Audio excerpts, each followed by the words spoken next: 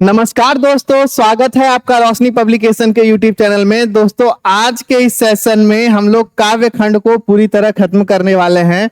Chapter 12 में आ गए हम लोग काव्य खंड के।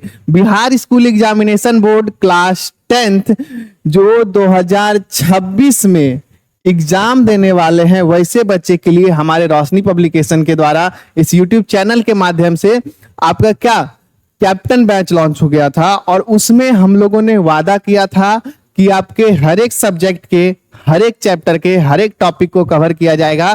तो दोस्तों, उस वादे पे हम लोग धीरे धीरे खरा उतर रहे हैं। संस्कृत में हम लोग पूरा चैप्टर खत्म कर दिए हैं आपका बुक का। हिंदी की बात करें तो हम लोग आपका 12वां चैप्टर में आ गए हैं क्वेश्चन आंसर में। इसके पिछले वीडियो में हम लोग मेरे बिना तुम प्रभु का टोटल डिटेल में एक्सप्लेनेशन किए थे। रेनर मारिया रिल्के के द्वारा लिखा हुआ, ये जो पूरी कविता है जर्मन भाषा में थी, इसके अनुवाद किए गए थे। उसके बाद हमारे ये पाठ्य पुस्तक में है। तो उसी का हमारे बुक का जो भी आपका क्वेश्चन आंसर है, आज सभी क्वेश्चन आंसर का आज हम लोग डिस्कशन करने वाले हैं। एक एक क्वेश्चन का क्या आंसर होना चाहिए, कैसे लिखना चाहिए, जैसे कि हम लोग हर एक वीडियो में करते आ रहे हैं। 12वां चैप्टर का ये हमारा क्वेश्चन आंसर वाला वीडियो, और यहाँ से आपका पूरा जो काव्य खंड है, गद आपका पद्य खंड है, जो भी बोल रहे हैं इसको, वो पूरा हम लोग खत्म करने वाले हैं। तो आज का जो हमारा सेशन होने वाला है बहुत ही मजेदार होने वाला है और आपके पद्य खंड को समाप्त करने वाला है। इसके बाद हम लोग 2 चैप्टर आपके गद्य खंड में बचे हुए हैं। उसके बाद आपका ये जो गोधुली जो बुक होने वाला है वो पूरा खत्म, फिर वर्णिका पे शिफ्ट करेंगे। 5 छोटी छोटी स्टोरी है उसमें, जिसको हम लोग खत्म करेंगे धीरे धीरे। ढाते विश्वास, दही वाली मंगमा, इसी तरह के जो स्टोरीज हैं वो भी हम लोग देखेंगे।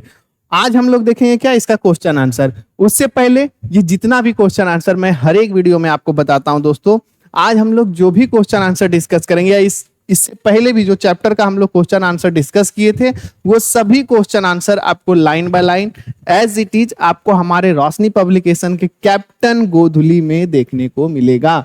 कैप्टन गोधुली क्या है? Bihar school examination board class 10th के बच्चों के लिए रोशनी पब्लिकेशन विगत 17 वर्षों से क्या लेके आ रहा है?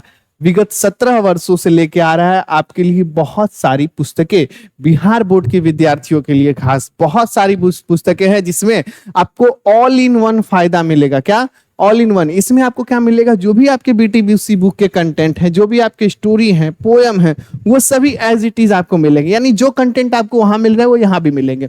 साथ ही साथ जो आपके क्वेश्चन आंसर होते हैं, जो वहां पे सॉल्व नहीं होते हैं, जो आपको वहां पे आंसर नहीं दिए होते हैं, उन सभी क्वेश्चन का आपका यहाँ पे आंसर बिल्कुल अच्छे तरीके से किस तरह से लिखा जाता है, किस तरह से आंसर राइटिंग होता है, किसी क्वेश्चन का कितना लिख सकते हैं, किस तरीके से लिख सकते हैं, वो सभी आपका दिया हुआ है। इसके अलावा पद्य खंड में बहुत सारे बच्चों को दिक्कत होती है, भैया इसका अर्थ क्या है, मतलब क्या है, वो सभी आपको इसमें नीचे लिखे हुए होंगे, सारा एक्सप्लेन किया होगा। यानी एक बुक जो आप अगर खोलेंगे तो ना ही आपको अलग से क्वेश्चन आंसर वाला कॉपी रखने का जरूरत है, ना ही आपको अलग से कोई नोट्स या कोई चिट बनाने की जरूरत है, ताकि आप उस बुक के जो मतलब हो, जो पद्य खंड के जो मतलब हो, उसको समझ सके, गद्य खंड के मतलब को समझ सके। वो सभी चीज आपको इसमें मिलने वाली है। आप एक बुक के जरिए अपना पूरा हिंदी कवर कर सकते हो। यही नहीं, इसके अलावा संस्कृत और इंग्लिश का भी बुक है, जिसमें आपका वही इंग्लिश का भी आपका एक्सप्लेन किया हुआ है, हिंदी का भी आपका नीचे, संस्कृत का भी आपका नीचे एक्सप्लेन किया हुआ हिंदी में, क्वेश्चन आंसर उसमें भी है। इस सभी बुक का डिस्कशन हम लोग वीडियो के एंड में कर लेंगे। अभी हम लोग चैप्टर पे चलते हैं। तो ये जो गोधुली बुक है, अगर आप इसे परचेज करना चाहते हैं तो हमारे ऑफिशियल वेबसाइट फ्लिपकार्ट और अमेजोन से जाके आप इसे जरूर से जरूर परचेज कर कीजिएगा, क्योंकि बहुत ही उपयोगी बुक है। सभी का लिंक आपको हमारे डिस्क्रिप्शन बॉक्स में मिल जाएगा दोस्तों। तो इसके बाद हम लोग चलते हैं अपने क्वेश्चन पे। जो हमारा क्वेश्चन है रेनर मारिया रिल्के के द्वारा लिखा हुआ मेरे बिना तुम प्रभु। मेरे बिना तुम प्रभु, क्योंकि ये जो है क्या है, एक विदेशी कविता है जिसका हिंदी में रूपांतरण हुआ है। बहुत ही अच्छी कविता है। अगर आप इसका एक्सप्लेनेशन वीडियो नहीं देखे हैं तो पहले जाके एक्सप्लेनेशन वीडियो देखिए। एक्सप्लेनेशन वीडियो देखने के बाद हमारे यहाँ पे आइए। यहाँ पे आपको क्या सभी क्वेश्चन आंसर आपका यहाँ पे क्या सॉल्व मिलेगा। जब आप एक्सप्लेनेशन पहले देख लेंगे तो आप क्या कीजिए, बहुत सारे ऐसे क्वेश्चन है जो आपको रिकॉल होगा, धीरे धीरे याद होगा कि ये क्वेश्चन आप यहाँ से आ रहा है, ये क्वेश्चन इस लाइन से आ रहा है, मैं भी आपको यहाँ से रिकॉल करवाता हूँ। और जैसे हमारा ये पूरा खत्म होगा, हमारा सारा बुक लगभग खत्म होने पर है, उसी तरह हम लोग का शाम में क्या चल रहा है, ऑब्जेक्टिव क्वेश्चन प्रैक्टिस सेट चल रहा है। इसके बाद प्रीवियस ईयर जल्दी लाएंगे। तो जितने ज्यादा लोग जुड़ पाएंगे हमारे से, हमें उतने ही मोटिवेशन मिलेंगे। तो हमारा आज का ये जो वीडियो है अपने दोस्तों के साथ शेयर कीजिए, हमारा जो लाइव सेशन होता है उसमें जुड़िए, ज्यादा से ज्यादा आंसर देने का कोशिश कीजिए, ज्यादा से ज्यादा प्रैक्टिस कीजिए, ताकि 2026 में आप धमाके के साथ निकले बाहर और ज्यादा से ज्यादा अंक अर्जित कर सके। बैक टू आवर क्वेश्चन, ज्यादा दिक्कत नहीं करेंगे। पहला जो हमारा क्वेश्चन है, कवि अपने को जलपात्र और मदिरा क्यों कहता है? कवि अपने को जलपात्र और मदिरा क्यों कहता है? इस कविता में एक लाइन आती है कि हे प्रभु, हम जलपात्र हैं, हम तुम्हारे मदिरा हैं। यहां पे आपका आता है, क्या आता है कि जब मैं तुम्हारा जलपात्र टूटकर बिखर जाऊंगा, जब मैं तुम्हारा मदिरा सूख जाऊंगा या स्वादहीन हो जाऊंगा, इस तरह की लाइनें आती हैं।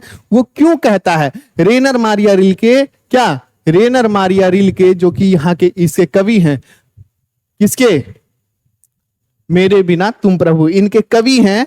वो अपने आप को जलपात्र और मदिरा क्यों कहते हैं? आंसर आप इस तरह से लिख सकते हैं, कवि स्वयं को ईश्वर का जलपात्र और मदिरा इसलिए मानता है क्योंकि ईश्वर रूपी जल मानव रूपी पात्र में ही निवास करती है। हर एक इंसान के भीतर ईश्वर निवास करता है। क्या करता है?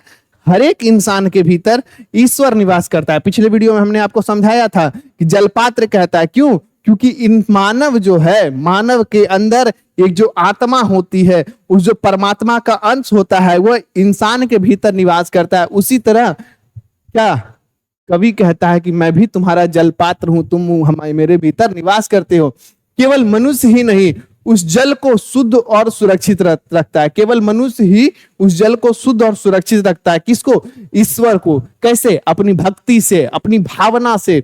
अगर मनुष्य उस जल की विशेषता का गुणगान नहीं करेगा, अर्थात उस जल का पान नहीं करेगा, तो फिर कौन करेगा? तो कौन करेगा? कवि का मदिरा कहने का उद्देश्य यह है कि भगवान भक्त को प्रेमपूर्ण भक्ति में वैसे ही मस्त हो जाते हैं जैसे मदिरा का पान करके कोई अपना शुद्ध बुद्ध खो बैठता है। इसलिए कवि ने स्वयं को जलपात्र और मदिरा दोनों कहा है। जलपात्र क्यों कहा है? क्योंकि जलपात्र जिस तरह क्या भगवान को, अब जल को अपने अंदर ग्रहण किए रहता है, उसी तरह मानव जो है अपने अंदर भगवान को अपने अंदर भगवान को छिपा कर रखता है। हर एक मानव, हर एक जीव के अंदर क्या है? भगवान निवास करते हैं। मदिरा क्या है? मदिरा पीने के बाद आदमी जिस तरह, अरे वो बोलेगा हमको, मतलब जो लोग नौटंकी नाटक करने लगते हैं, बेसुध हो जाते हैं, अपना झूम बराबर झूम शराबी जैसा करने लगते हैं। कवि मदिरा का कहने का उद्देश्य यह है कि भगवान भक्त के प्रेम पूर्ण भक्ति में वैसे ही मस्त हो जाते हैं जैसे मदिरा का पान करके कोई अपना शुद्ध बुद्ध खो बैठता है। इसलिए कवि ने स्वयं को जलपात्र और मदिरा कहा। बिल्कुल एग्जैक्ट जितना लिखना चाहिए, जिस लाइन बाय लाइन में लिखना चाहिए, लाइन के शब्द क्या होने चाहिए, बिल्कुल इसी तरह से हो। जितना भी नंबर का, अगर ये 2 नंबर में पूछे तो 2/2, और 5 में भी पूछे तो 5/5 मिलेगा आपको। इसमें आखिरी चैप्टर है, आखिरी चैप्टर का आपका आखिरी जो हमारा पद्य खंड का हमारा जो आखिरी चैप्टर है, उसका हम लोग क्वेश्चन आंसर कर रहे हैं। बहुत अच्छे तरीके से आपका आंसर है। ये सभी आंसर आपको हमारे रोशनी पब्लिकेशन के कैप्टन इस बुक में मिल जाएगा। क्या मिल जाएगा? गोधली में। जब यहाँ देखिएगा, आपका देखिए क्या क्या है, यहाँ आपको मिल जाएगा क्या? लेखक परिचय रेनर मारिया रिल्के का। फिर उसके बाद बगल में आपका दूसरा पेज में देखिएगा क्या मिल जाएगा आपको? मेरे बिना तुम प्रभु। लाइन लिखा हुआ है, अर्थ लिखा हुआ है, दूसरा पैराग्राफ नीचे अर्थ है, तीसरा पैराग्राफ उसके बाद अर्थ है, फिर आपका क्वेश्चन आंसर शुरू हो जाता है। क्वेश्चन आंसर जैसे ही शुरू होता है, क्वेश्चन फिर आंसर, क्वेश्चन फिर आंसर। अगर आपको बढ़िया से नहीं दिख रहा होगा तो बुक खरीदिए, बढ़िया से दिखेगा। ठीक है, तो आई होप आपको ये चीज समझ में आ रहा होगा। सभी आंसर आपको हमारे बुक में मिल जाएंगे। जो बच्चे यहाँ पे डिस्कशन करने के लिए आते हैं वो सभी बुक का डिस्कशन आपको यहाँ मिल जाएगा। तो एक कंप्लीट तैयारी, कहीं जाने की जरूरत नहीं है। यहाँ से अगर आप चाहे तो इसका आंसर का स्क्रीनशॉट उठा सकते हैं। जो बच्चे उठा लिए होंगे ज्यादा समझदार हैं। चलिए आशा स्पष्ट कीजिए। 2 चीज, सप्रसंग व्याख्या करें, सॉरी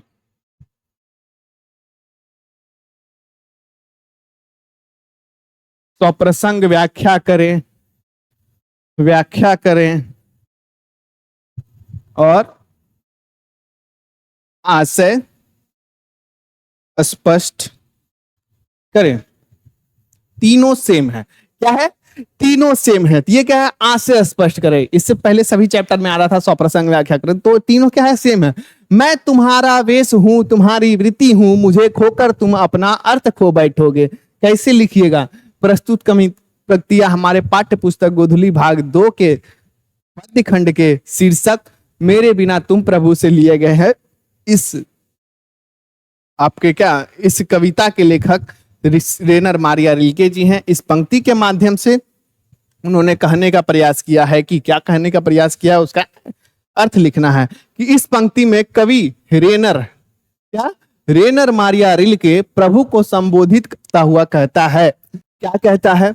क्या कहता है कि हे ईश्वर, हे प्रभु, इस संसार में तुम्हारे स्वरूप, तुम्हारे यश, तुम्हारे कृत्य और तुम्हारी ख्याति तथा तुम्हारी महिमा के आधार मेरे जैसे भक्त ही हैं। किसके किसके? स्वरूप के, कि तुम कैसे दिखते हो, प्रभु कैसे दिखते हैं, प्रभु क्या है, प्रभु कौन है, तुम्हारे यश, प्रभु ने हमारे लिए क्या क्या किया है, तुम्हारी कृति, तुम्हारे कीर्तन करने के लिए, तुम्हारे गुणगान करने के लिए, तुम्हारी ख्याति, तुम्हारी महिमा के आधार मेरे जैसे भक्त ही हैं। कौन है? मेरे जैसे भक्त हैं। अगर तुमने मेरे जैसे भक्त को खो दिया, मैं तुम्हारा वेश, तुम्हारा वृत्ति हूं, ये है। अगर तुमने मुझे खो दिया, मुझे खोकर तो तुम्हारा कोई भी महत्व अथवा अर्थ नहीं रह जाएगा। कहने का आशय है कि ईश्वर का अस्तित्व भक्तों के आस्था पर ही निर्भर करता है। क्या होता है? ईश्वर का जो अस्तित्व है भक्तों के आस्था पर ही निर्भर करता है। हम सब ऐसा मानते हैं कि ईश्वर हैं और वे कृपा तथा कल्याण के अदृश्य स्रोत हैं, इसलिए हमें ईश्वर की सत्ता तथा सर्वव्यापकता की अनुभूति होती है। यानी हम किसी चीज को मानते हैं तभी उसी चीज को हम लोग फील कर पाते हैं, और इसी तरह हम अगर ईश्वर को मानते हैं तो हम ईश्वर को महसूस कर सकते हैं। अगर हम नास्तिक हो जाएं अथवा हम मनुष्य का अस्तित्व ना रहे तो ईश्वर का भी अस्तित्व, तो ईश्वर की अस्तित्व की कल्पना भी नहीं हो सकती। क्या हो सकती है? अगर हम लोग नास्तिक हो जाएं, ईश्वर को ना माने, या हम ही खत्म हो जाएं, या मानव जाति ही खत्म हो जाए, तो ईश्वर का भी अस्तित्व नहीं रहेगा। इसलिए भक्त के कारण ही भगवान की महत्ता बनी हुई है। भगत के वश में है भगवान। क्या है? भक्त के वश में है भगवान। वही इस लाइन के माध्यम से कहा गया है। कैसे आप लिख सकते हैं? इस तरह से आप लिख सकते हैं। अगर आप चाहें ऊपर एक छोटा सा लाइन जोड़ सकते हैं कि व्याख्या या प्रस्तुत पंक्तियां हमारे पाठ्य पुस्तक या प्रस्तुत पंक्तियां रेनर मारिया रिल्के द्वारा लिखित मेरे बिना तुम प्रभु शीर्षक कविता से ली गई है। इस पंक्ति के में कवि रेनर मारिया रिल्के प्रभु को संबोधित किया हुआ करते हुए कहते हैं। क्या कहते हैं ये सभी आप इस तरह लिख सकते हैं, स्क्रीनशॉट ले सकते हैं, हमारा बुक परचेज कर सकते हैं। चलिए, शानदार लबादा किसका गिर जाएगा और क्यों? लबादा क्या होता है? लबादा क्या होता है?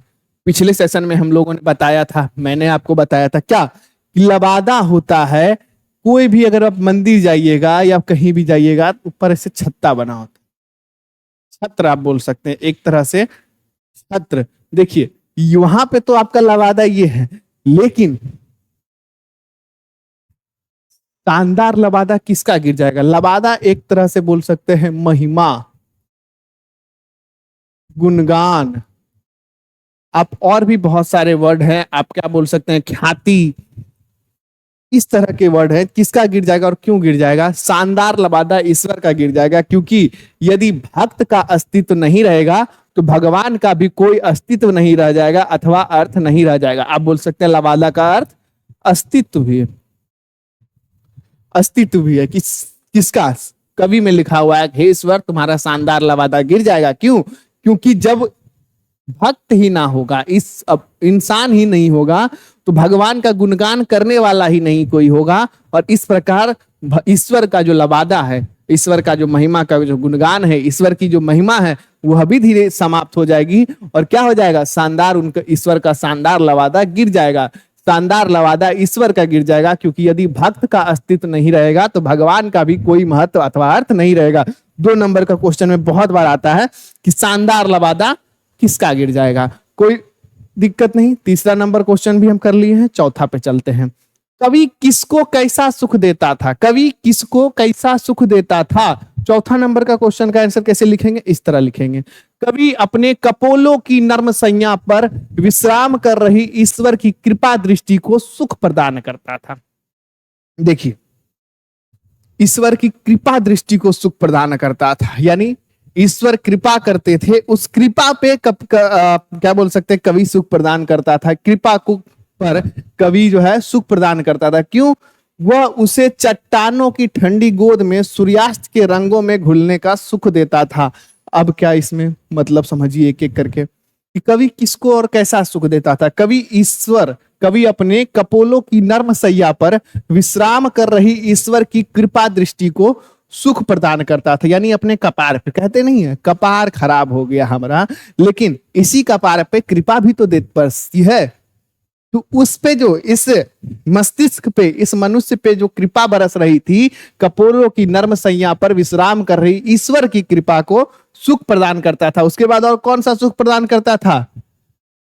वह उसे चट्टानों की ठंडी गोद में सूर्यास्त के रंगों में घुलने का सुख प्रदान करता, यानी सनसेट देखने का एक तरह से बोल सकते हैं। ये कवि ने इस तरह लिखा है कि जिस प्रकार सनसेट को देखते हुए हमें आनंद की भूति होती है, उसी प्रकार ईश्वर को भी उनकी कृपा, जब ईश्वर की कृपा किसी भक्त पे पड़ती है तो उस कृपा को पाकर भक्त जो आनंदित होता है वो ईश्वर को बहुत ही अच्छी लगती है, बहुत ही मनभावन लगती है। तो इस तरह से आप लिख सकते हैं कवि किसको सुख देता था। चलिए अगला चलते हैं। कवि को किस बात की आशंका है? स्पष्ट कीजिए, डायरेक्ट स्पष्ट कीजिए फटाफट। कवि को इस बात की आशंका है कि वह भक्त के बिना क्या कर पाएगा। कौन? वह यानी भगवान ईश्वर। कौन? कि ईश्वर भक्त के बिना क्या कर पाएगा, क्योंकि भक्त के बिना ईश्वर वृत्तिहीन, वेशहीन, स्वागत विहीन, गृहहीन, सुखहीन हो जाते हैं। जब भक्त भगवान के पास नहीं होता तो ईश्वर क्या होते हैं? वृत्तिहीन हो जाते हैं, वेशहीन, स्वागत विहीन, गृहहीन और सुखहीन हो जाते हैं। वे भक्त के बिना कहीं कुछ नहीं कर पाते। यानी कवि को इस बात की आशंका है कि मेरे बिना तुम प्रभु, अगर प्रभु हम ही ना रहे तो आप क्या कीजिएगा? आप क्या कीजिएगा? अगर हम नहीं रहेंगे, भक्त नहीं रहेगा, तो आप वृत्तिहीन, वेशहीन, स्वागत विहीन, गृह विहीन और सुख विहीन हो जाएंगे। यहां तक बच्चों समझ में आ गया। 5वां नंबर क्वेश्चन भी आपका खत्म हो गया। यहां से इसका भी स्क्रीनशॉट ले लीजिए, समझदार बच्चे ऑलरेडी ले चुके होंगे। कविता किसके द्वारा किसे संबोधित है? आप क्या सोचते हैं? कविता किसके द्वारा? कवि रेनर मारिया रिल्के द्वारा ईश्वर को संबोधित करते हुए लिखी गई है। कवि यह कविता एक भक्त के द्वारा, भक्त कौन है? रेनर मारिया रिल्के भक्त के द्वारा भगवान को संबोधित है। सही कर लीजिएगा, मैंने थोड़ा सा गलत किया था। यह कविता एक भक्त के द्वारा भगवान को संबोधित करते हुए कहा गया है कि प्रभु हम तुम्हारे भक्त, तुम मेरे भगवान हो। अगर मेरा अस्तित्व कहीं नहीं रहेगा तो आपका भी अस्तित्व खत्म हो जाएगा। मेरे विचार में यह कविता परम सत्ता की प्रति कवि की रहस्यवादी दृष्टिकोण को व्यक्त करती है, जो प्रेम के धरातल पर अवतरित हुई है। आप क्या सोचते हैं? अपने सोच को आप अपने अकॉर्डिंग भी रख सकते हैं कविता को देख के। यहाँ आप छोटी सी सोच एक अच्छी रख सकते हैं। पहला क्वेश्चन का ये जो एक पार्ट है जो आपका ये वाला, इसका आंसर आपको मिल गया है कि कविता किसके द्वारा किसे संबोधित है। कविता एक भक्त के द्वारा एक भगवान को कहा जा रहा है, प्रभु अगर हम ना हुए तो आप क्या कीजिएगा। वहीं दूसरी ओर आप क्या सोचते हैं इसमें? मेरा विचार यह है कि मेरे विचार में यह कविता परम सत्ता के प्रति कवि की रहस्यवादी दृष्टिकोण को व्यक्त करती है, जो प्रेम के धरातल पर अवतरित हुई है। समझ में आ गया? 2 नंबर ये भी पूछता है तो 2/2 लेने के लिए इसको भी चेप लीजिए। चलिए आगे बढ़िए। 7वां प्रश्न, मनुष्य के नश्वर जीवन की महिमा और गौरव का यह कविता कैसे बखान करती है? स्पष्ट कीजिए। मनुष्य नश्वर है, उस नश्वर जीवन की महिमा और गौरव का यह कविता कैसे बखान करती है कि मनुष्य के जीवन में भी एक वैल्यू है, मनुष्य भी अपने अंदर एक वैल्यू को समेटे हुए, उसका बखान कविता कैसे करती है, इसको स्पष्ट करना है। कैसे स्पष्ट करेंगे? मनुष्य का जीवन नश्वर होता है। यह नश्वर जीवन की महिमा और गौरव केवल भगवान की भक्ति करने से ही प्राप्त होती है। कैसे प्राप्त होती है? महिमा और गौरव की यह कविता कैसे बखान करती है कि मनुष्य का जीवन, मनुष्य क्या होता है? नश्वर होता है। आज जन्म लिया, कल खत्म। लेकिन इस बीच में, कल और आज के बीच में जो मनुष्य जीवन जीता है, उसका जो बखान है, उसका जो गौरव, उसे कैसे प्राप्त होता है? भगवान की भक्ति करने से वो गौरव प्राप्त होता है। क्यों? जब वो भगवान की भक्ति प्राप्त करता है तो भगवान की कृपा प्राप्त होती है। ठीक है, भगवान की भक्ति प्राप्त करने से वह मनुष्य के जीवन को गौरव प्राप्त होता है। नास्तिक मनुष्य कभी भी भक्त कृपा दृष्टि का पात्र नहीं हो सकता। जो व्यक्ति नास्तिक है वो कभी भी भक्त कृपा दृष्टि का पात्र नहीं हो सकता। केवल भगवत तत्व की प्राप्ति से ही यह नश्वर जीवन सार्थक हो पाता है। इस प्रकार स्पष्ट है कि यह कविता मनुष्य के नश्वर जीवन की महिमा और गौरव का ही बखान करती है। कविता कैसे बखान करती है, इसको स्पष्ट करना है। इस तरह से आप स्पष्ट कर सकते हैं। क्या कर सकते हैं? इस तरह से आप स्पष्ट करते हैं। आउट ऑफ फ्रेम जाते हैं ताकि आप सारा स्क्रीनशॉट यहां से उठा सके। ठीक है, चलिए, समझ में आ गया। आगे आखिरी क्वेश्चन है आपका आज का। कविता के आधार पर भक्त और भगवान के बीच के संबंध पर प्रकाश डालें। कविता में भक्त और भगवान का संबंध बहुत ही अच्छे तरीके से दिखाया गया है। परस्पर संबंध दिखाया गया है कि अगर हम हैं तो तुम हो, अगर तुम है तो हम हो, हम दोनों एक दूसरे के पूरक हैं। इस तरह से लिखा गया है। क्या है? भक्त और भगवान के बीच अन्योन्याश्रय संबंध, परस्पर अन्योन्याश्रय संबंध को माना गया है। दोनों ही एक दूसरे के पूरक हैं। जैसा कि मैंने आपको बताया, दोनों ही एक दूसरे के पूरक है। जो संबंध जल और जलपात्र का होता है, प्याला और मदिरा का होता है, वही संबंध भक्त और भगवान का होता है। क्या है? जिस प्रकार जलपात्र और जल का, जलपात्र कौन? मनुष्य। जल मनुष्य के भीतर की छुपी हुई परमात्मा, मनुष्य के भीतर की परमात्मा, वो ईश्वर। जल और जलपात्र का जो संबंध है वही मनुष्य और ईश्वर का संबंध है। प्याले और मदिरा का जो संबंध है वही मनुष्य और ईश्वर का संबंध है। वही संबंध भक्त और भगवान का होता है। अगर जल के बिना जलपात्र सूना लगता है, जैसे बिना जल के जलपात्र अगर सूना है तो जलपात्र के बिना भी जल बिखर जाता है। ठीक है, अगर किसी जलपात्र में जल नहीं है तो उस जलपात्र सुना सुना लगता है, कोई उपयोग का नहीं होता। लेकिन वही बिना जलपात्र के जल का भी कोई वैल्यू नहीं होता। उसी तरह प्याले के बिना मदिरा और मदिरे के बिना प्याला भी अस्तित्व विहीन हो जाता है। ठीक है, दोनों एक दूसरे से अन्योन्याश्रय संबंध रखते हैं, एक दूसरे पे निर्भर करते हैं, एक दूसरे के पूरक हैं। वही इस कविता के माध्यम से कवि रेनर मारिया रिल्के लिखते हैं। 8वां क्वेश्चन खत्म। इसी तरह से हम लोगों ने सभी चैप्टर, आपका first, second, third, fourth, fifth, 6, 7, 8, 9, 10, 11, 12 खत्म। पद्य खंड आपका यहाँ पे पूरा खत्म with question answer, with explanation. गद्य खंड 10 चैप्टर खत्म हुआ है with question answer, with explanation, with कवि परिचय आपका, सॉरी लेखक परिचय आपका गद्य खंड में। पद्य खंड में आपका वो भी हो गया है, कवि परिचय, लेखक परिचय सभी आपका यहाँ भी खत्म हो गया है। तो समझ जाइए 2 चैप्टर और बचे हैं आपके गद्य खंड का। जो बच्चे नए जुड़ रहे हैं एक एक करके प्लेलिस्ट में जाइए, सारा वीडियो देखिए, एक एक करके उठाइए, सारा चीज समझिए, ताकि आप जो है बिहार स्कूल एग्जामिनेशन बोर्ड 2026 में जब लड़े तो मजा आ जाए और ज्यादा से ज्यादा अंक उठा सके। ठीक है, तो 8वां क्वेश्चन यहाँ पे खत्म होता है, पद्य खंड पूरा खत्म होता है। इसके बाद हम लोग गद्य खंड पर जल्दी शिफ्ट करेंगे, जल्दी सारा चैप्टर खत्म करके बिल्कुल समझ के उसके बाद हम लोग ऑब्जेक्टिव में शिफ्ट करेंगे, प्रीवियस ईयर क्वेश्चन में शिफ्ट करेंगे।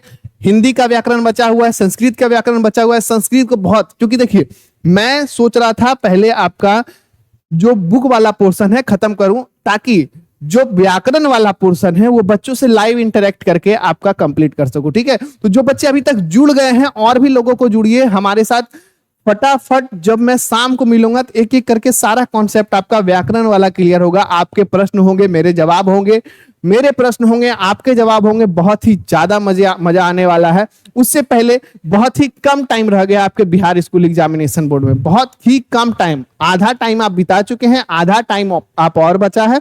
फरवरी में आपका क्लास 10 का एग्जाम हो जाता है, कभी कभी तो 1 फरवरी 2 फरवरी, और शायद इसी तरह का आपका इस साल भी होने वाला है। इस साल भी आपका वही 1 से लेकर 6 या 8 फरवरी तक आपका सारा एग्जाम खत्म हो जाएगा। तो उसके लिए सारा चैप्टर आप अच्छे से समझ पाए, हर एक चीज आप अच्छे से समझ पाए, रोशनी पब्लिकेशन का आप 17 सालों का अनुभव लेके जाइए, और साथ ही साथ बिहार स्कूल एग्जामिनेशन बोर्ड का आपका जो पब्लिकेशन का अनुभव, साथ ही साथ आपके इस यूट्यूब चैनल का अनुभव, दोनों का जब आप कंबाइन करके आप जब तैयारी करके एग्जाम में बैठिएगा तो बहुत बहुत बहुत मजा आने वाला है दोस्तों। अब इस 17 सालों के अनुभव के लिए क्या बहुत सारी बुक हैं। सबसे पहले मैं लिटरेचर के बारे में बता दूं, हिंदी, इंग्लिश, संस्कृत। मैंने वीडियो के स्टार्टिंग में बताया था, क्या बताया था कि बच्चों हिंदी में, इंग्लिश में, संस्कृत में सभी तरह के बुक में आपका Captain Godhuli, Captain Piyusham, Captain Varnika, Captain Panorama, Captain English Reader, Captain Piyusham Druta Patha, ये सभी बुक अवेलेबल है। संस्कृत में आपको क्या मिलेगा एक एक करके बताते चलता हूं। सबसे पहले उठाते हैं संस्कृत को। संस्कृत में आपको जितना भी संस्कृत का चैप्टर है एज इट इज मिलेगा। हर एक चैप्टर में, हर एक पैराग्राफ के नीचे उसका हिंदी में एक्सप्लेन किया होगा, मजा आ जाएगा पढ़ के। सारा आप जब श्लोक भी पढ़ेंगे और धीरे धीरे जब मतलब जब देखेंगे आपको अच्छे से याद होगा। फिर इंग्लिश में शिफ्ट करते हैं, आपको सेम इसी तरह इंग्लिश का हिंदी मिलेगा। हिंदी में बताएं तो हिंदी में आपका गद्य खंड का तो ठीक होता है, पद्य खंड में जो भी आपका सेक्शन होता है उन सबका एक्सप्लेनेशन मिलेगा। साथ ही साथ ये तीनों बुक में हर एक चैप्टर का आपको क्वेश्चन आंसर मिलेगा। ये आज जो हम लोगों ने डिस्कशन किया वो भी आपको क्वेश्चन आंसर के रूप में आपको इस बुक में मिल जाएगा। कैप्टन गोधली में, इसी तरह आपको कैप्टन पनोरमा, कैप्टन पीयूषम, इन सभी बुक में आपको देखने को मिलेगा। इसके बाद हम लोग के पास एसएसटी का भी बुक है, चारों आपको देखने को मिलता है। इसमें भी आपको क्या, जो भी आपके चैप्टर्स हैं बच्चों, जो भी आपके एक एक बुक के चैप्टर है एज इट इज देखने को मिलेंगे। साथ ही साथ आपके जो भी क्वेश्चन आंसर है वो भी आपको सॉल्व मिलते हैं। तो ऑल इन वन बुक है। आपको 6 मंथ बचा हुआ है, ज्यादा आपको अब फेयर में नहीं लगना है, आपको अब सारे चैप्टर समझने में लगना है, जिसके लिए आपको इस यूट्यूब चैनल से जुड़ जाना है और हमारे सारे बुक्स को हमारे ऑफिशियल वेबसाइट, फ्लिपकार्ट, अमेजॉन या फिर अपने नजदीकी बुक स्टोर से परचेज कर लेना है। सभी का लिंक आपको हमारे डिस्क्रिप्शन बॉक्स में मिल जाने वाला है। इसके बाद आगे बात करते हैं क्वेश्चन बैंक और हमारे ऑब्जेक्टिव क्वेश्चन की। ये तो हमारा सेशन चल रहा है यूट्यूब पे, जो भी हम लोग चैप्टर वाइज आपका क्वेश्चन आंसर करवाते हैं, chapter wise objective practice set चल रहा है, इसी बुक से आपका चल रहा है और बहुत अच्छी बुक है। सबसे पहले इसमें प्रीवियस ईयर क्वेश्चन को प्रायोरिटी दी गई है। मोस्ट वैल्यूएबल जो क्वेश्चन है एमवीवीआई क्वेश्चन, उसको प्रायोरिटी दी गई है। ज्यादा ऐसा नहीं किया गया है कि आपके पूरे चैप्टर से 1000 क्वेश्चन, 200 क्वेश्चन, 300 क्वेश्चन इस तरह से निकाल दिए। जो इंपॉर्टेंट क्वेश्चन है, जो आपके एग्जाम में आएंगे ही आएंगे, विगत 17 सालों का जो एक्सपीरियंस है हमारा, वो बुक आपको देखने को मिलेगा। 17 सालों के हमारे जो अनुभव है, 17 सालों के जो हम बोर्ड का जो पैटर्न देख रहे हैं, उसके अकॉर्डिंग सारे ऑब्जेक्टिव क्वेश्चन छाट छाट के इसमें आपको मिल गए हैं। 2026 में सारे क्वेश्चन इस बुक से लड़ने वाले हैं, लिख के ले लीजिए। अगला बात करेंगे 2026 का हमारा क्वेश्चन बैंक भी आ गया है। 2011 से लेके 2025 तक कितना साल हो गया है, 15 साल का क्वेश्चन हर एक सब्जेक्ट का। आपका ईयर वाइज भी एक बुक है और आपका चैप्टर वाइज भी बुक है। दोनों बुक अवेलेबल है हमारे पास। क्या है, दोनों बुक। ये आपको ईयर वाइज मिलेगा, एक और जाएंगे, एक हमारा चैप्टर वाइज भी है।